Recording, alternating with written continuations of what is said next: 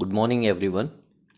Electrification of building and કોમ્પ્લેક્સીસના આ લેક્ચરની અંદર આપણે જોવાનું છે topic comparison of residential and commercial installations. Okay, તો રેસિડેન્શિયલ બિલ્ડિંગ અને બહુમાળી બિલ્ડિંગનું ઇન્સ્ટોલેશન લોડને આધારે કરવામાં આવે છે. સૌથી મહત્ત્વની વસ્તુ કે on the basis of load.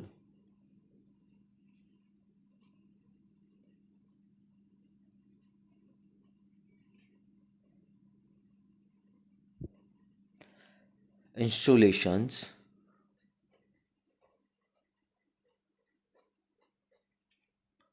takes place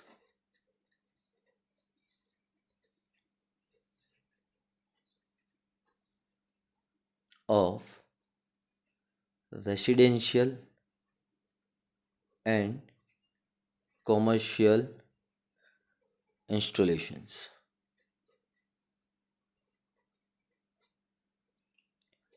Okay. જેમ કે બહુમાળી ઇમારત છે એની અંદર લોડ અલગ હશે અને રેસિડેન્શિયલ્સની અંદર લોડ અલગ હશે. ઠીક, તો લોડના બેઝિસ ઉપર ખ્યાલ આવે, પ્લસ કઈ કઈ બાબતો ઉપર આધાર રાખે છે ઇન્સ્ટોલેશન્સ, તો વન બાય વન જોઈએ. એક લખ્યું તે લોડ,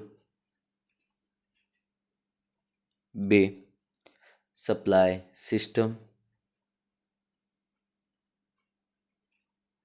કયા પ્રકારની સપ્લાય સિસ્ટમ છે, જેમ કે 3 ફેઝ 4 વાયર,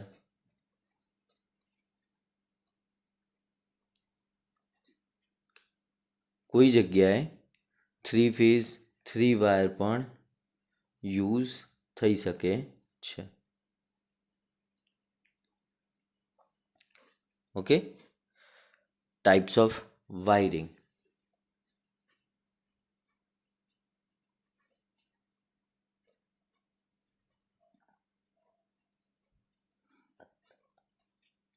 ટેસ્ટિંગ,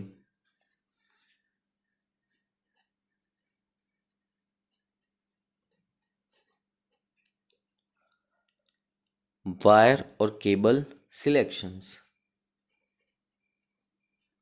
वायर और केबल सिलेक्शन,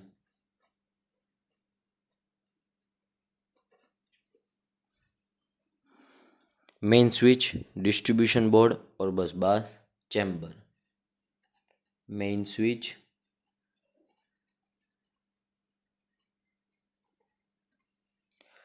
ડીબી એટલે કે ડિસ્ટ્રીબ્યુશન બોર્ડ ઓબ્લિક બસ બાર ચેમ્બર.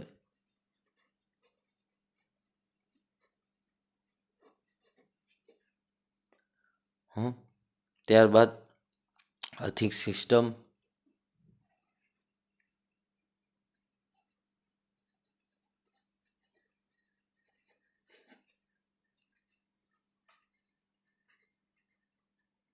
અર્થિંગ સિસ્ટમ પછી एक्सटर्नल लोड्स और एक्स्ट्रा लोड्स. एक्स्ट्रा लोड्स, सबस्टेशनની જરૂરિયાત, રિક્વાયરમેન્ટ ઓફ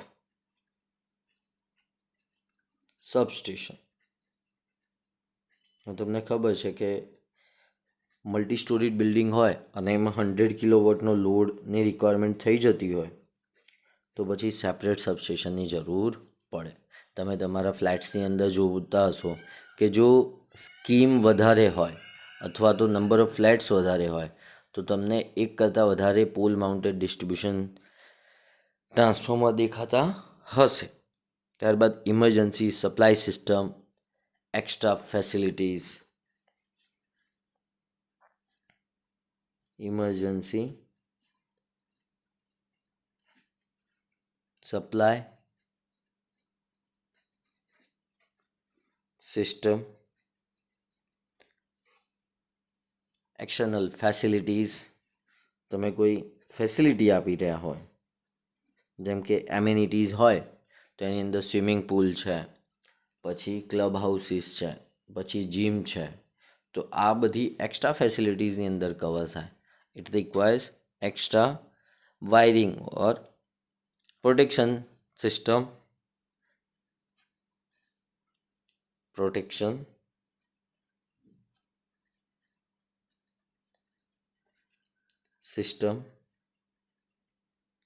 ત્યારબાદ લાઇટિંગ સિસ્ટમ. તમે કોઈ જગ્યાએ એવું જોયું હોય રેસિડેન્શિયલમાં કે ડેકોરેટિવ લાઇટનિંગનો વધારે યુઝ કર્યો હોય, તો એની અંદર લાઇટિંગ સિસ્ટમ વધારે યુઝ થઈ હોય. ઓકે, હવે વન બાય વન આપણે રેસિડેન્શિયલનું વાયરિંગ જોઈ લઈશું કે simple electrification of residential building. અને ત્યારબાદ આના બેઝિસ ઉપર તો તમે એવું કહી શકો કે કઈ કઈ બાબતો ઉપર ઇન્સ્ટોલેશન્સ આધાર રાખે છે રેસિડેન્શિયલ અને ઇન્ડસ્ટ્રીયલની અંદર.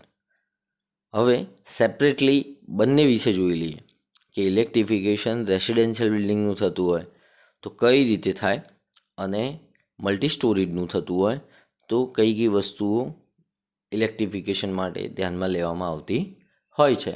આટલી બાબતો તો થઈ જ. ઓકે, રેસિડેન્શિયલ ઇન્સ્ટોલેશન માટે સિંગલ ફેઝ 230 વોલ્ટ અને 50 હર્ટ્ઝ સપ્લાય ડિસ્ટ્રીબ્યુશન ટ્રાન્સફોર્મર મારફતે આપણને મળે છે. Okay, distribution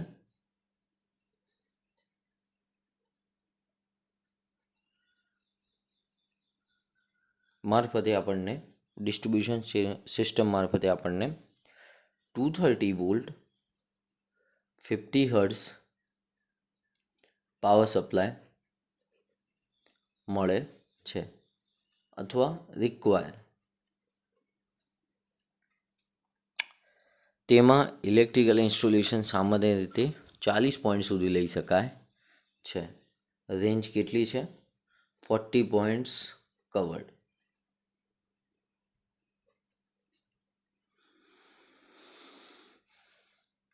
points require in electrical installations.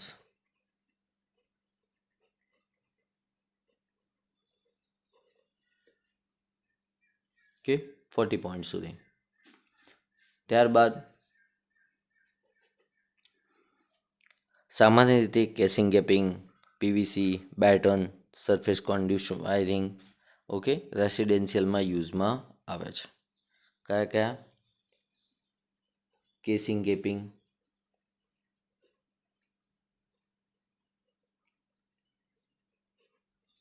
PVC, conduit, wirings are used.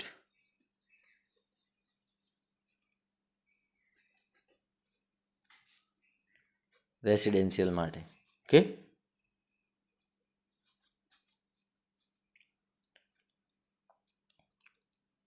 ત્યારબાદ ઇન્સ્ટોલેશન પ્લાન ઉપરથી લોડની ગણતરી કરવામાં આવે છે.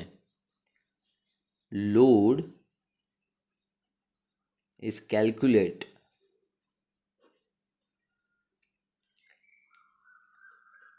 from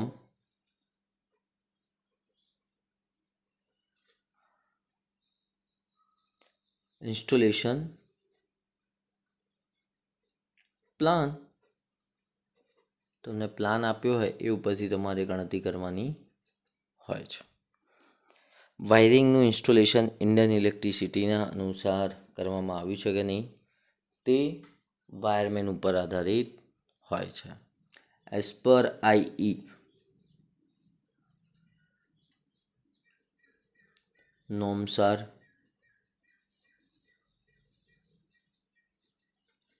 followed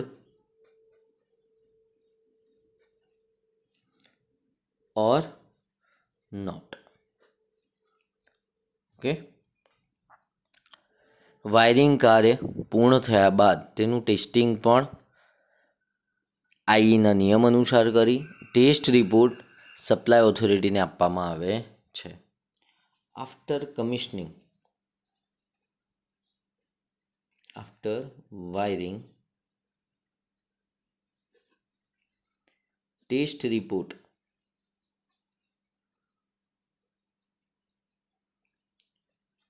must have to submitted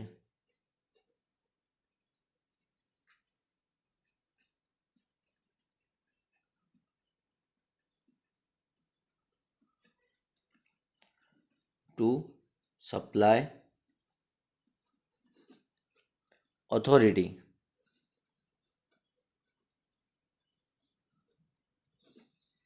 as per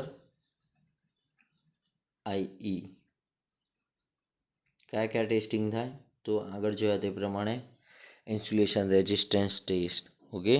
પછી નંબર ઓફ એસપી હોય તો તમારે દરેક સ્વિચ પ્રોપર કનેક્ટેડ છે કે નહીં તેના માટેની પણ અલગ પ્રકારની ટેસ્ટિંગ હોય છે. દરેક સર્કિટ અને સબ સર્કિટના કરંટ ઉપરથી કેબલની સાઇઝ નક્કી કરવામાં આવે છે. Cable size is decided from the sub-circuit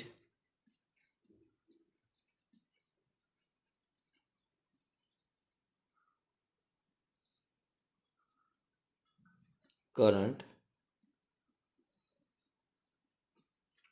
rating. Power હોય તો તેના માટે અલગ કેબલની સાઇઝ હોય અને પાવર હોય તો તેના માટે અલગ અને લાઇટિંગ એન્ડ ફેન હોય તો તેના માટે લોડ ઓછો હોવાથી સબસ્ટેશનની જરૂર નથી.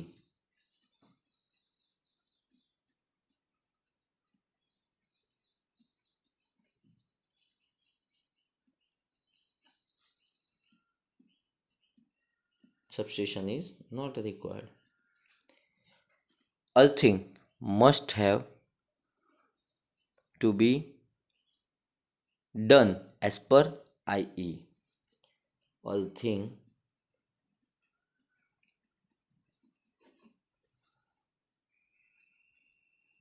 must have to be done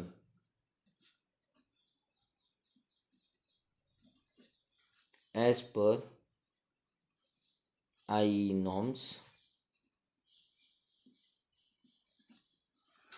or you can say 14 SWG copper wire used.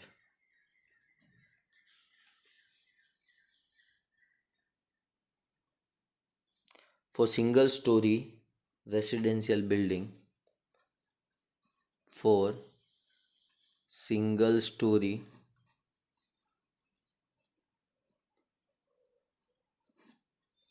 residential building, not required lift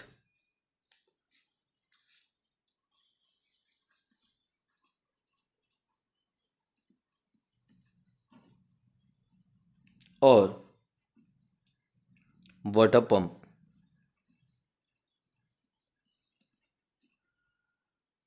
Connections. Okay. Simple residential ઇન્સ્ટોલેશનમાં અમુક ઇન્સ્ટોલેશનની જરૂર હોતી નથી, જેમ કે following installations: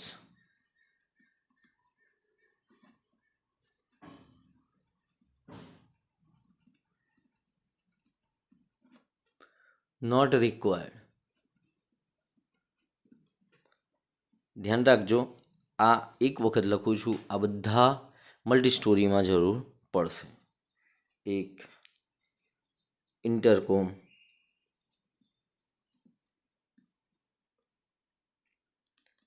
okay. Second DG set, diesel generator set for emergency.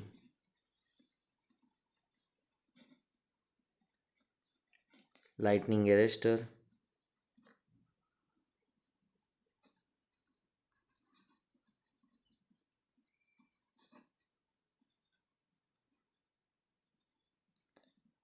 Light special lights, special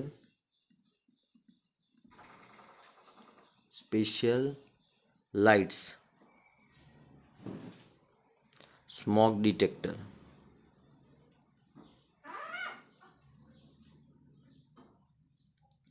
આટલી વસ્તુની જરૂર રેસિડેન્શિયલ બિલ્ડિંગમાં ક્યારેય પડતી નથી.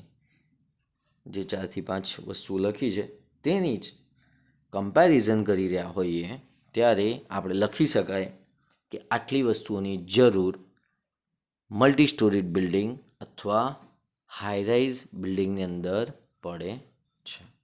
ઓકે, કમ્પેરિઝન તમે આવી રીતે બ્રીફમાં પણ લખી શકો છો જ્યારે 4 માર્ક્સનું પૂછાય ત્યારે, અથવા તમારે મિનિમમ 8 પોઈન્ટ્સ કવર કરવાના રહેશે. એટલે આટલા પોઈન્ટ્સમાંથી તમે, મને એક્સપેક્ટેશન છે કે પોતાની રીતે પણ 8 પોઈન્ટ્સ રેસિડેન્શિયલ અને કોમર્શિયલ સિસ્ટમના બનાવી શકો છો. ઓકે, રેસિડેન્શિયલનું જોયું કે સિમ્પલ રેસિડેન્શિયલ બિલ્ડિંગ માટે ઇલેક્ટ્રિફિકેશનની કઈ જરૂર હોય છે. હવે જોઈએ મલ્ટી સ્ટોરીડ બિલ્ડિંગ અથવા બહુમાળી ઇમારત માટે ઇલેક્ટ્રિફિકેશનની કઈ જરૂર હોય છે.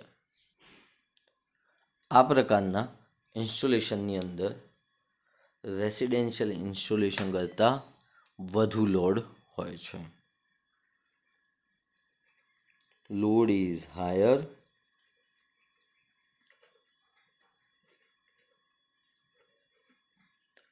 as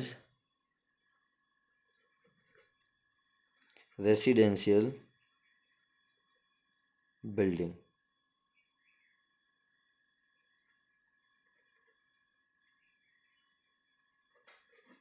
એક પોઈન્ટ તો આ થઈ ગયું કે લોડ વધુ હોય છે. સેકન્ડ પોઈન્ટ, તેમાં વાયરિંગ ઇન્સ્ટોલેશન માટે ઇન્સ્ટોલેશન લેઆઉટ, વાયરિંગ ડાયાગ્રામ અને પાવર ડિસ્ટ્રીબ્યુશન ડાયાગ્રામ જરૂરી છે. ઇન્સ્ટોલેશન લેઆઉટ,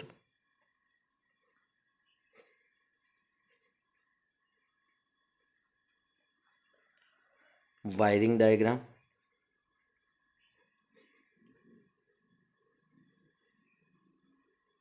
અને પાવર ડિસ્ટ્રીબ્યુશન ડાયાગ્રામ.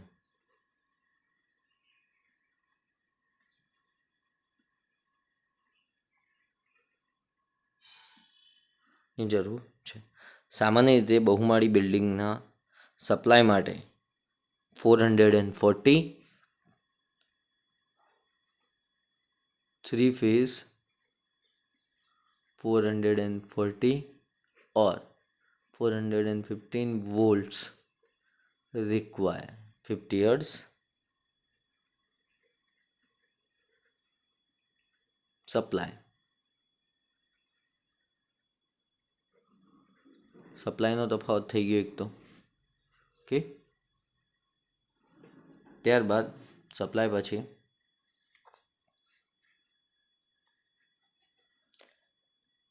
તેમાં વાયરિંગ ઇન્સ્ટોલેશન લખ્યું, પછી સરફેસ કોન્ડ્યુટ અથવા કન્સીલ કોન્ડ્યુટ વાયરિંગનો યુઝ થાય છે. બે જ, surface કોન્ડ્યુટ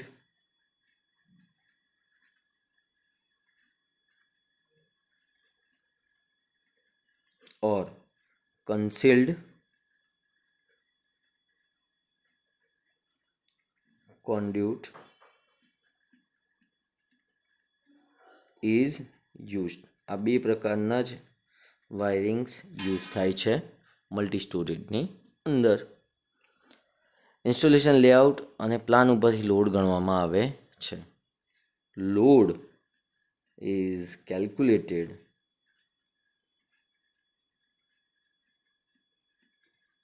from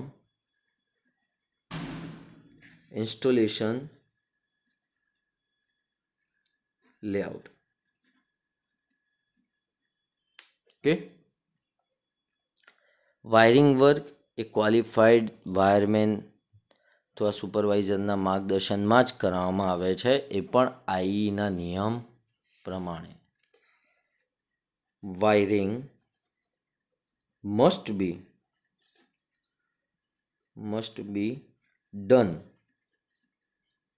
under the supervision of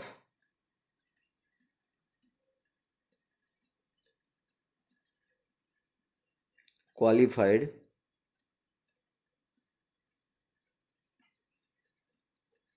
wireman as per IE, Indian electricity. Okay, ત્યારબાદ દરેક સર્કિટ અને સબ સર્કિટના લોડ પરથી કરંટની કિંમત નક્કી થાય છે અને તેના આધારે જ કેબલની સાઇઝ, જે મેઇન કેબલ યુઝ થાય છે, આ કોમન પોઈન્ટ છે બંનેની વચ્ચે. ઓકે, એટલે હું લખતો નથી.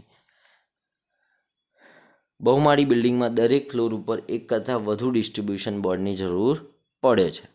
માટે લાર્જ પાવરને ડિસ્ટ્રીબ્યુટ કરવા માટે આ પ્રકારના ઇન્સ્ટોલેશનની અંદર બસબાર ચેમ્બરનો ઉપયોગ કરવામાં આવે છે. બસબાર ચેમ્બર, શોર્ટમાં લખું છું, busbar chamber is used to distribute power uniformly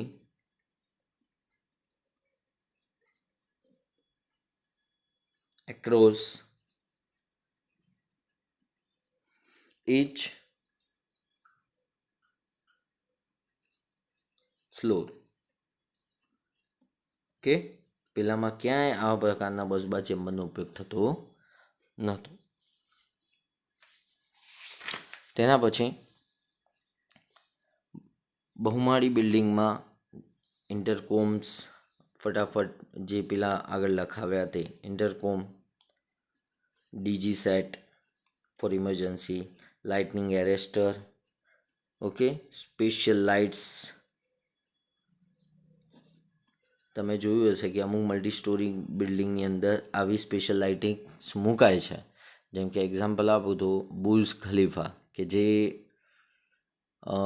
ઘણું હાઈ રાઇઝ બિલ્ડિંગ છે, પણ એની અંદર તમને ખબર છે કે ન્યૂ યરના ઓકેશન પર અથવા કોઈ સેલિબ્રેશન માટે સ્પેશિયલ લાઇટિંગનું અરેન્જમેન્ટ કરેલું હોય છે, પહેલેથી જ હોય છે.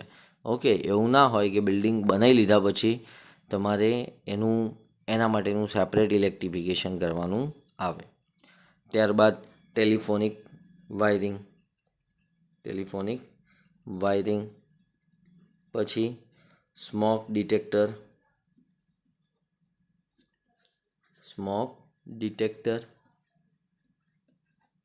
એન્ડ ફાયર ડિટેક્ટર સર્કિટ, આની જરૂર પડે છે. અર્થિંગ, જેમ પહેલાં પ્રમાણે હતું, 14 SWGનો વાયર યુઝ થવો જોઈએ four earthing.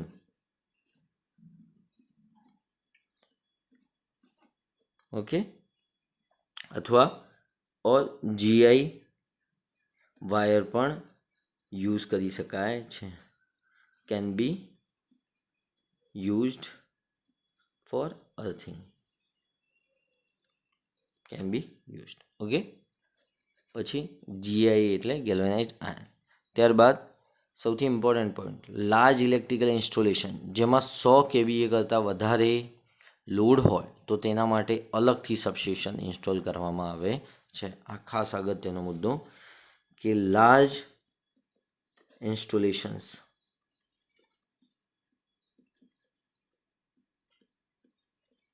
above 100 kVA require separate substation for multi-story building. બહુમાળી ઇમારત ગાંધીનગરની અંદર એક એક્ઝામ્પલ આપું તો ગિફ્ટ સિટી. કે એની અંદર આ બધા જ પ્રકારની વસ્તુઓનો સમાવેશ થતો હોય છે. એટલે આ રીતે જો કમ્પેરિઝન તમે ઇન્ડિવિજ્યુઅલી જોશો તો તમને 8 નહીં પરંતુ 10 એવા પોઈન્ટ્સ મળી જશે કે જે તમે મિનિમમ ત્યાં લખી શકો જીટીયુની એક્ઝામમાં. ઓકે, આજના લેક્ચર માટે આટલું જ. Thank you. અને દરેકે કમ્પેરિઝનના એટલીસ્ટ 12 પોઈન્ટ બનાવીને, આમાંથી 10થી 12 પોઈન્ટ બનાવીને પીડીએફ લખીને ગ્રુપમાં મૂકવાની છે. ઓકે, આજના લેક્ચર માટે આટલું જ. Thank you.